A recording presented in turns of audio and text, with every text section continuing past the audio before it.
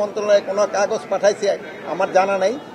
এই জন্য কিন্তু একটা ইনকোয়ারি কমিটি করা হয়েছে, যেহেতু ইনকোয়ারি কমিটিটা এটা পুঙ্খানুপুঙ্খানু দেখে এটার বিরুদ্ধে একটা আইনানুগ ব্যবস্থা নেওয়ার জন্য বলবে, এবং এটার জন্য যারা দোষী তারা কেউ আইনের আওতায় তাদের শাস্তি পেতেই হবে।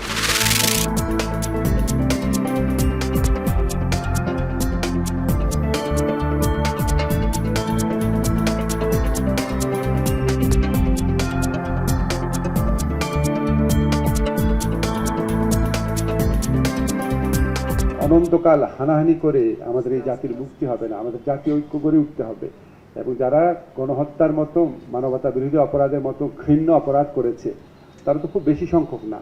তো তাদের উপযুক্ত যথেষ্ট পরিমাণ শাস্তির ব্যবস্থা অবশ্যই আমাদের করতে হবে, এবং তারা যে এই জাতিতে একটা বিচ্ছিন্ন, এই জাতির মূলধারা থেকে বিচ্ছিন্ন, সেটাকে এস্টাবলিশ করার জন্য হলেও আমাদের ট্রুথ অ্যান্ড রিকনসিলিয়েশন কমিশন করতে হবে।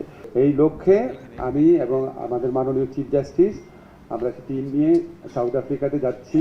আমাদের সাথে ইউএনডিপি এবং আরও অনেকে ইনভলভ আছেন। আমরা ফিরে এসে আপনাদের সাথে অভিজ্ঞতা শেয়ার করব।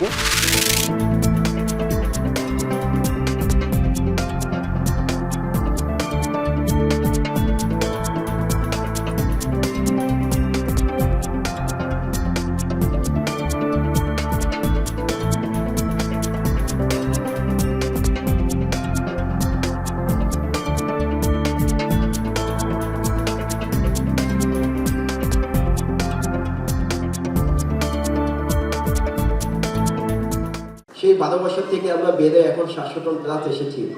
এখনো শুনে খুবই আনন্দদায়ক, খুবই আনন্দদায়ক যে না, এখনো আমরা সেই ডিমান্ড ফুলফিল করতে পারিনি। সেই কারণে আমরা আরেকটা নতুন প্রজেক্ট চালু করছি, ইনশাআল্লাহ এই বছরের মধ্যে শুরু হয়ে যাবে।